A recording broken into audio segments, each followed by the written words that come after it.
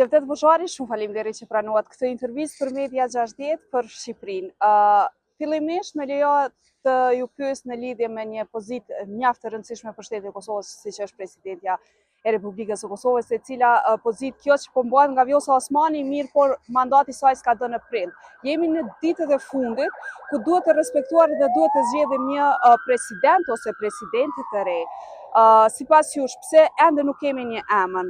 Po përmenden disa emra, kemi vetëm një mandatar që e ka mandatu vetën Zonja Osmani që po e kërkon një mandat të dytë, mirë po emrat e tjerë vetëm përflitën, por nuk ka diçka konkrete. Po vazhdon edhe përkundër faktit që më të rëndësishme se opozitat është pozicioni e Kosovës në arenën ndërkombëtare dhe proceset që e presin përpara, vazhdon avazi i vjetër sa i përket zgjedhjeve përvojës që e patëm në 9 shkurt, kur filluan blokadat për zgjedhjen e kryeparlamentarit, respektivisht bllokimin e formimit të qeverisë. Pas mbajtjes së zgjedhjeve të 28 vjetorit, kur votuesit i dhanë një mundësi më të madhe zotit Kurti për të formuar qeverinë, tashti ka filluar prap një blokadë ngjashme, po kësaj radhe duke pasur për shkas postin e presidentit. Në thelb, qëllimi është i njëjtë. Është tek blokada dhe shihet që partitë politike përkundër vullnetit që shprehin publikisht, në esencë nuk e kanë gatishmërinë që të ulen, dialogojnë dhe të bëjnë një kompromis sa i përket një emri të përveçëm të presidentit. Deri më tash janë përfolur emrat e një presidentit që do të mund të potencialisht të vinte nga radhët e familjes Jashari, konkretisht profesor Murat Jashari, dhe kandidatura që ka shpallur për herë të dytë si vullnet zonja Vjosa Osmani. Përderisa me kandidaturën e zotit Jashari u deklarua se nuk ka interes për të qenë kryet e presidencës, kemi një rast që ndodh për herë të parë në Kosovë që një president pas përfundimit të mandatit të tij të synojë edhe një mandat të ri.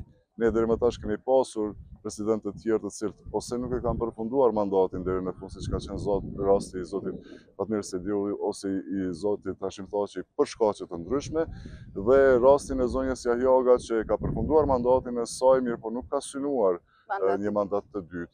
Kemi një situatë hipotetike dhe në këto rrethana, nëse flasim për kandidaturën e zonjës Osmani, shihet se mund të vijë deri tek një zgjedhje potenciale vetëm nëse bashkëpunojmë dhe vendosim me LDK-n.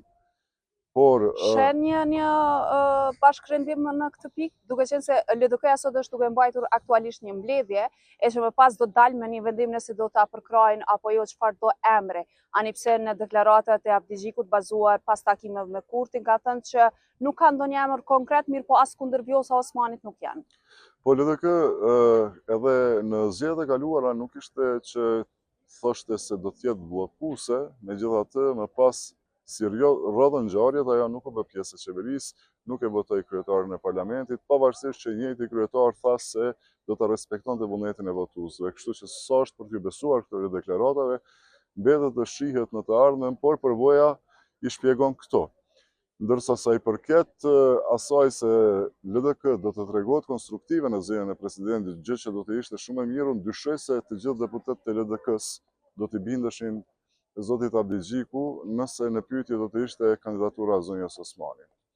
Pra, së paku ke 2 deputet që kanë shprehur kundërshtimet e hapura, dhe kjo do ta çonte numrin total me votat e koalicionit qeverisës 66 dhe 13 do ta çonte do të thotë tek 79 maksimumi, dhe do të mund të ndodhte fare lehtësisht që për një vot të dështonte procedura e zgjedhjes së presidentit dhe vendi sërish të shkonte në zgjedhje. Është vetëm ish deputeti, ish ministri nga PTK-ja Arsim Bajrami, profesori i cili e ka shpallur kandidaturën, por diçka zyrtare nga PTK-ja për përkrajën e tij nuk kanë dhënë. PTK-ja ka bërë të ditur se një emër që do ta propozonte ajo do të vinte nga rrodhët e PTK-s, pra është pozicionuar te emri partijak. Kjo më pas do të çonte tek një situatë tjetër, që secila parti që do të mund të grumbullonte 30 nënshkrimet e nevojshme do të propozonte një kuadër partijak.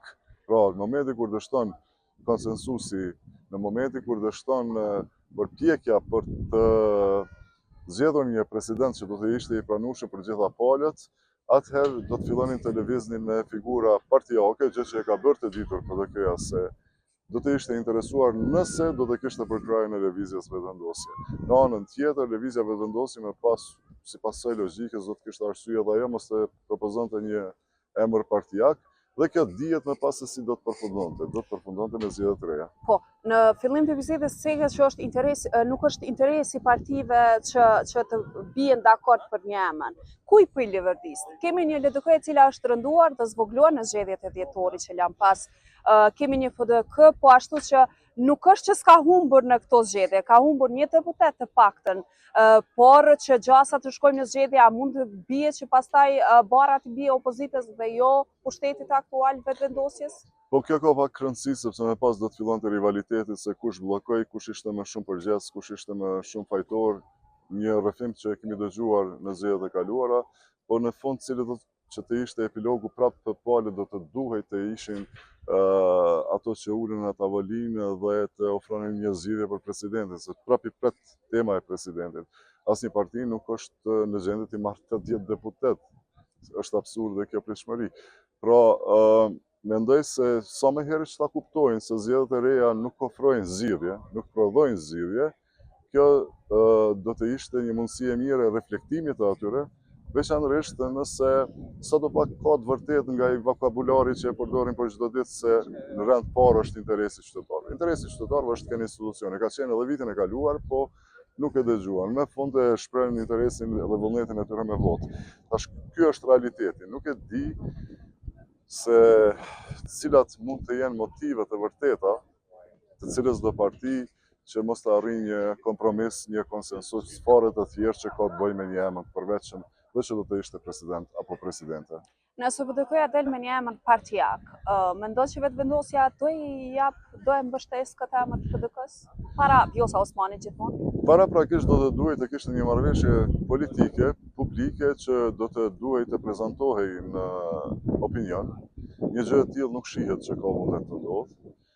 Dhe do të mbetet të shohim deri në fund shkaku se s'ka mbetur edhe shumë kohë.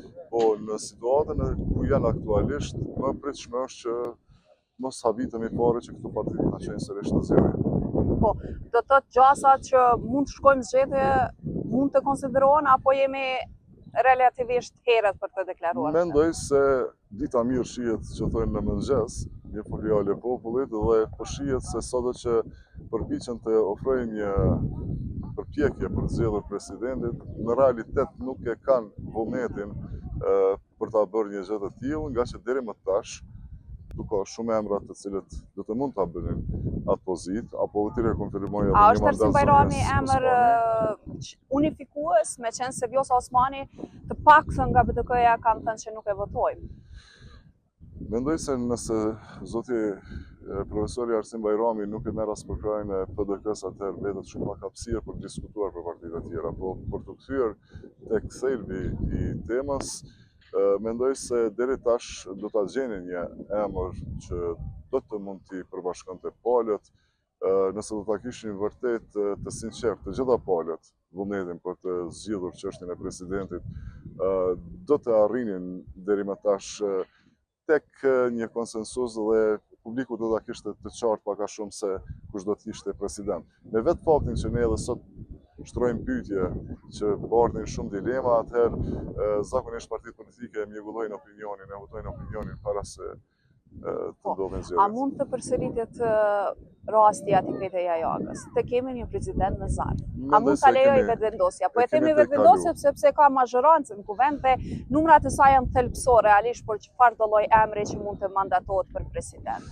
Mendoj se është e kalu ajo situatë hipotetikisht. Por me situatën aktuale, mendja mund të shkojë edhe tek një president nga zarfi. Hipotetikisht, emri nga zarfi do të ishte një mandat i dytë për Vjosa Osmanin. Hipotetikisht nëse vetëm do të duam të diskutojmë, po kështu një emër i përveçëm konkret që do të dilte ashtu siç njihet nga zarfi, nuk mendoj se është koha dhe rrethanat.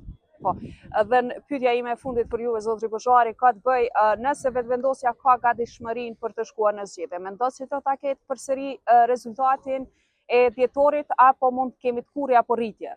Kjo krejt varet më pas prej fushatës që do të zhvillohet. Unë thash partitë politike më pas do të jenë të prira për të fajsuar njëra tjetrën për blokadën. Varet më pas cili narracion do të jetë në bindës për opinionin, po prap po them, po e potencoj, kjo nuk sjell kurfar zgjidhje. Sepse në fund janë po këto parti politike që do të jenë të detyruara të dialogojnë, të negociojnë dhe të zgjedhin edhe presidentin. Sepse me automatizëm ushtruesit e tyre presidentës në këto rrethana do të ishte zonja Argulena Argjiu. Dhe mendoj se zgjedhjet po e theksoj, po e ripërsëris nuk janë zgjedhje. Faleminderit shumë zotri Buxhari që pranohet të bashkëbisedojmë. Ju lutem. Merci.